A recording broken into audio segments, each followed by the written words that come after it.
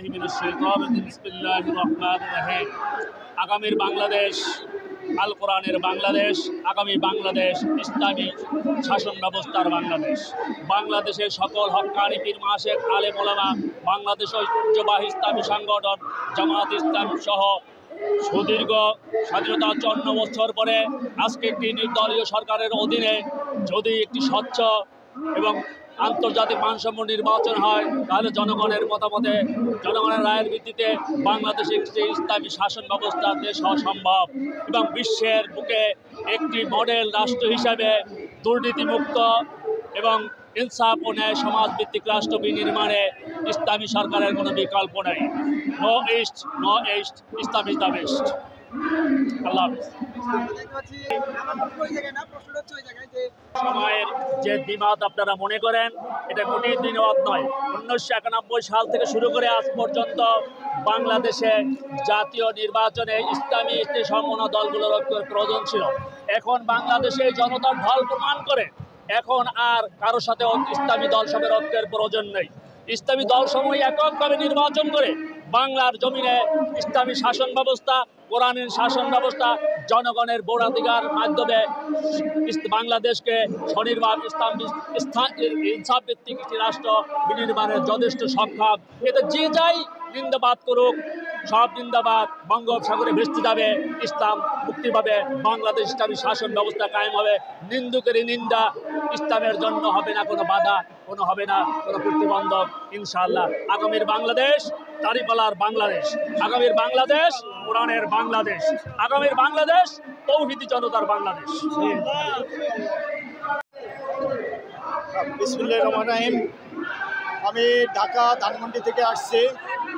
আমরা বাংলাদেশ জামাত ইসলামী বিগত 17 বছর বিভিন্ন জেল জুলুম নির্যাতন সহ্য করে জুলাই অভ্যুত্থানের মাধ্যমে যে স্বাধীনতা অর্জন করেছে বাংলাদেশ,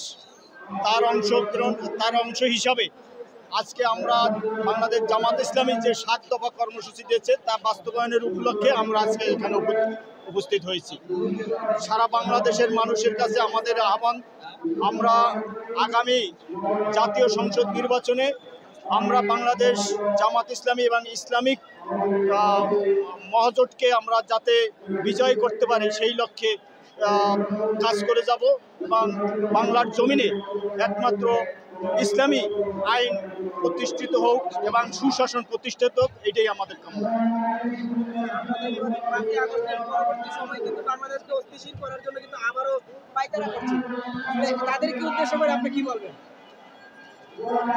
ধন্যবাদ। আমরা এটা অনেক গভীরভাবেই লক্ষ্য করছি যে 5ই আগস্টের পরে একটি মহল সারা বাংলাদেশে জেল জুলুমের বিভিন্ন রকম সন্ত্রাসী কার্যক্রম চালিয়ে যাচ্ছে। তার মধ্যে চাঁদাবাজি, দখলদারি এবং মানুষ হত্যার মতো নিকৃষ্ট কাজ পর্যন্ত তারা করতেছে। আমাদের আহ্বান থাকবে, আমরা এই বাংলার জমিনে কোনো অন্যায়ভাবে হত্যা এবং চাঁদাবাজি চাই না। আমরা শান্তিপূর্ণ এবং সহ অবস্থান কামনা করি এবং এই চাঁদাবাজদের চিরতরে নির্মূল হোক। আজকের সমাবেশ থেকে আমরা সেইটা আহ্বান করি।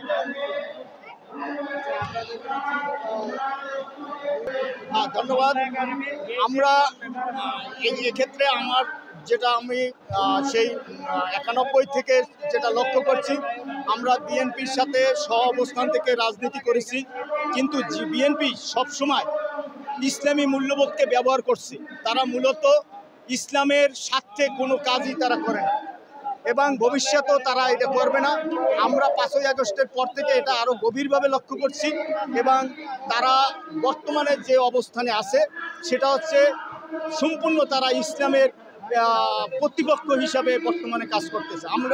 আমরাও আশা করি বিএনপির সাথে আমাদের কোনো জোট ভবিষ্যতে হবে না এবং আমরাও চাই না বিএনপির সাথে কোনো ধরনের জোট হোক।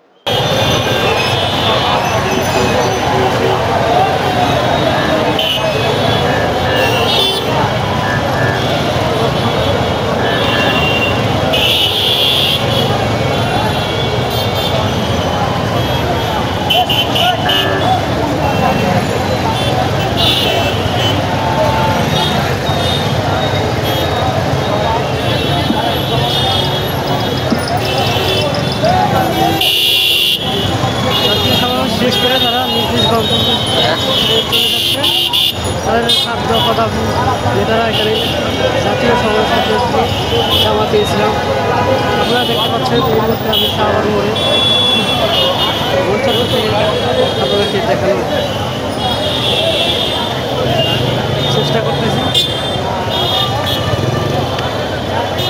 সুশৃঙ্খলভাবে তাদের সমাবেশ শেষ করছে। তারা এখন নিজ নিজ গন্তব্যে চলে যাচ্ছে। এই সমাবেশে প্রত্যেকটা জেলা থেকে প্রত্যেকটা নেতাকর্মী তাদের এই ছোঁয়ার দিনে তাদের জাতীয় সমাবেশ করতে এসেছিলেন।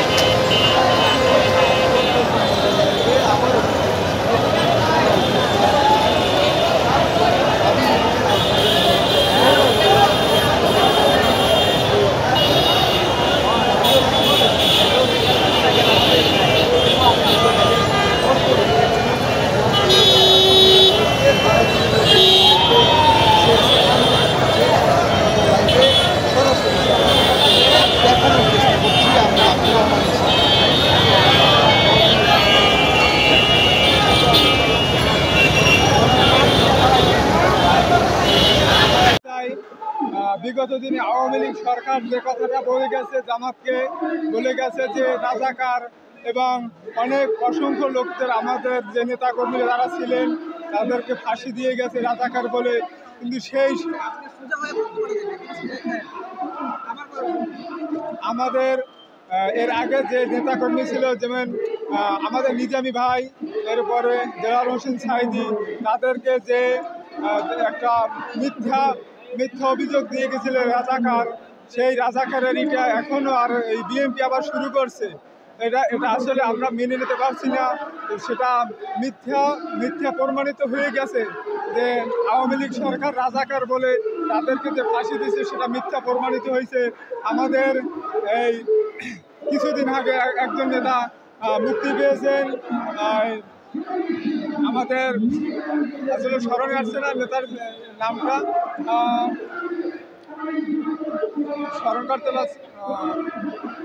স্মরণ করতে পারতেছি না, কিন্তু মিথ্যা প্রমাণিত হয়েছে। এখন নূতনভাবে আবার আমাদের রাজাকার, আমরা পাকিস্তানি এরকমের বললে আমাদের অনেক কিছু সাজাইতে চায় এই বিএনপি সরকার। এটাকে আমরা তীব্র নিন্দা জানাই। ধন্যবাদ।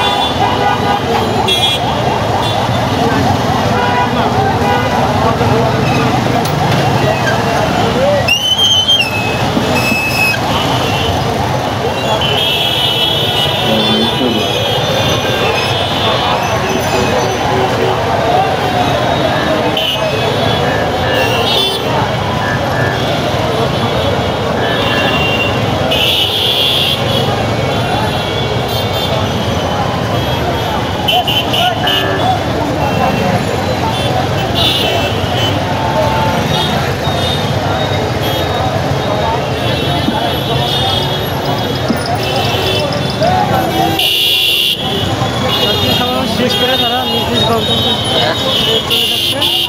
তাদের 7 দফা দাবি নেতারা এখানে জাতীয় সমাবেশ করতে জামাতে ইসলাম। আপনারা দেখতে পাচ্ছেন এই মুহূর্তে আমি শাহবাগ মোড়ে গোলচত্বর থেকে আপনাদেরকে দেখানোর চেষ্টা করতেছি।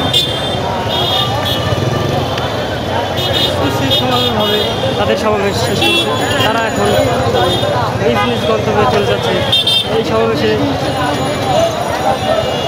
প্রত্যেকটা জেলা থেকে প্রত্যেকটা নেতাকর্মী তাদের